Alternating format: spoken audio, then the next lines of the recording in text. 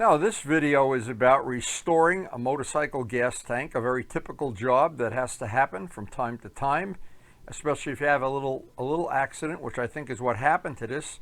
This is parts from my original race bike that I restored for Ray in Florida.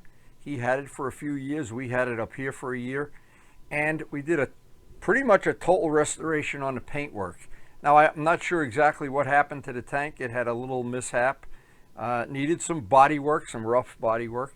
But I wanted to pick this up from the point at which, of course, if this were a tank you had never had on a bike before, you'd want to first thing, make sure it doesn't leak. Leave some gas in it for a couple of days and make sure it's not leaking. Because once you paint it, it's going to be a lot more difficult to fix the leak.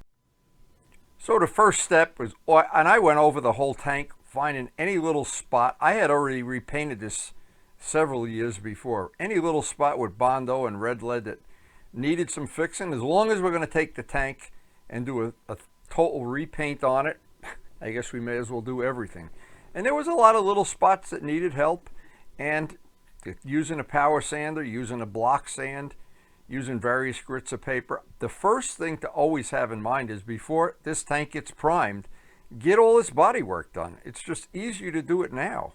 And hopefully at this point in time, I won't have no bad body work coming through. Now, because this tank has already been in use for several years, there's little dings, little parts, little things that I can correct while I have it here and while I have it in prime. Once it's in prime, I, of course, can do some more final sanding and final touch up on it. But the whole idea here is to get every little spot, I even see these little spots, and get an etch on everything. The one thing you never want to do is paint over shiny paint that may or may not have wax on it. Now, this was already cleaned many times with the Sikkens M600, any degreasing agent. Here's the degreasing agent that we prefer. You can't buy it in New Jersey anymore, but it is the best degreasing agent I've ever found.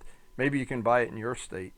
And back and forth with put a coat of prime on, sand the prime off, until I'm happy that every little spot that I can get rid of on this, and it's labor intensive. This is not a 5-minute job that just goes by and all of a sudden you're done. Because every time you prime it and sand the primer out, you've repaired and restored some of the little dings that are in the tank. And of course, on a bike that's 40 years old, there's going to be some issues. But in the end, I wanted to get it all final sanded out, smooth as I can possibly make it, get that coat of prime really, really nice, really smooth, wet sanded out. And I don't want to, at this point in time, I don't want to compromise and have any little spot that I can still fix that I'm either just impatient or trying to skip over it because I'm basically lazy. And I am from time to time.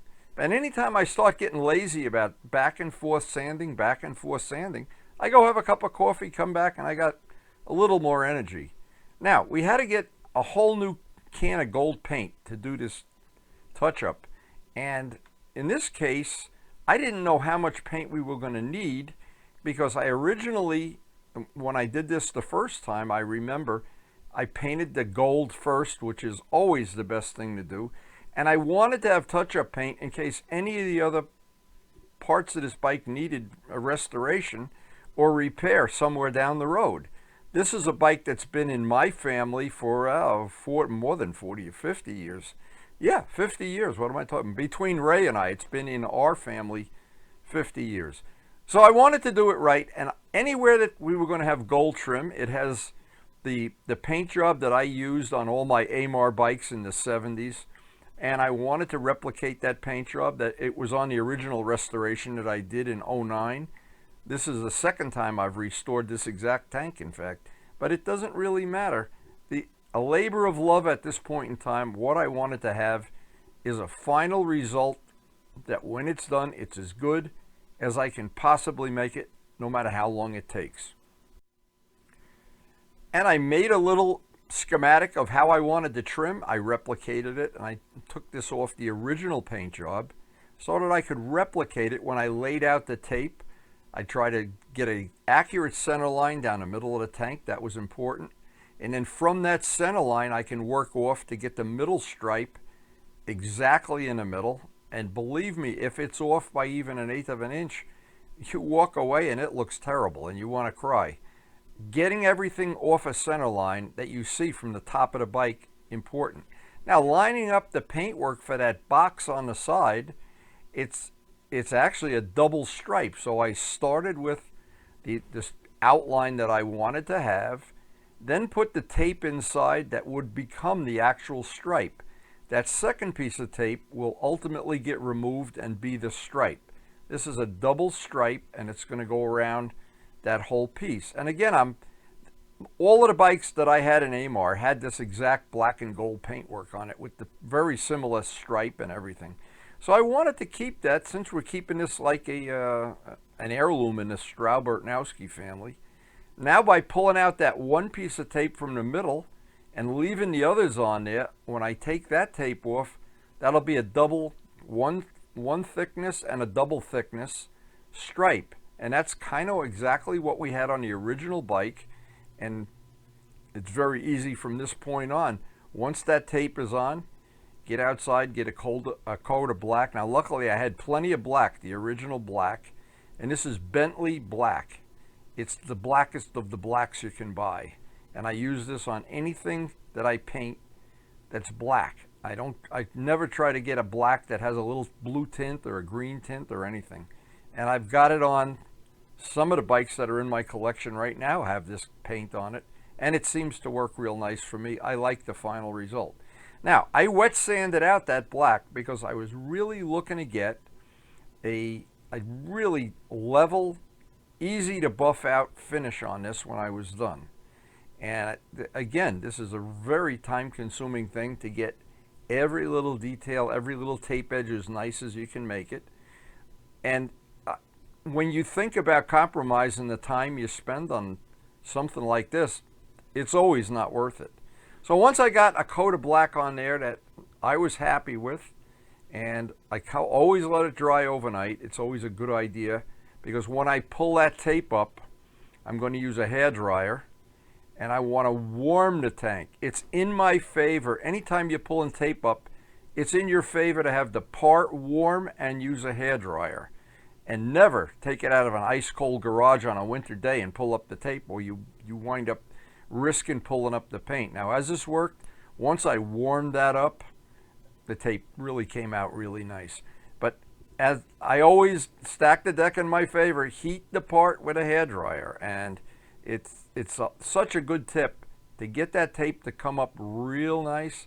And sometimes you're a little impatient, you want to rush it through, especially if you have a complex paint job. But in the end, it never pays. And it's always cheap insurance. The warmer you can make the part, you always, at that point in time, you're stacking the deck in your favor that you're not going to have a delamination issue.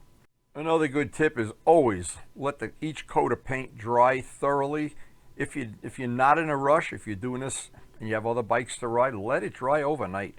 It's always in your favor. It's everything with painting. Whenever you try to rush it, it gets high risk very quickly. So once I put the first coat of clear on, it was really starting to look exactly like what I wanted. I let the first coats dry overnight and look for, again, at this point, look for any little thing that I'm not happy with that I can repair right now before I put the absolute final coat of clear on. And once that final coat of clear goes on and it gets buffed out, and we've done that on so many videos, I didn't want to make a 2-hour video. Once it was buffed out and put back on the bike, and this is the original bike when Ray actually picked it up after the restoration. And I think that was 2010 or 2011, I'm not sure. But we had the bike up here, and I rode it for a better part of a summer with Luciano.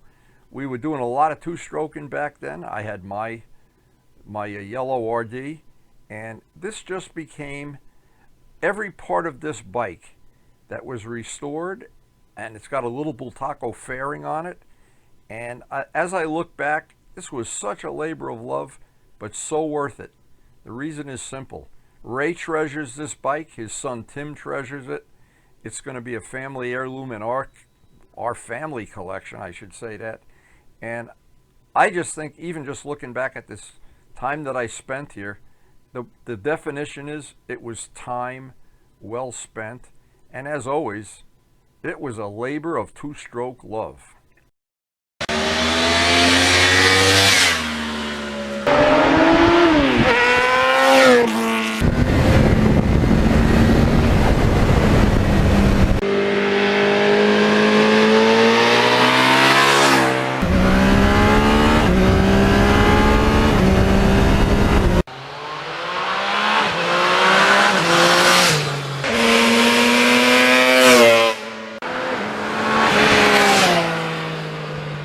And thanks for watching and keeping these 50-year-old bikes alive.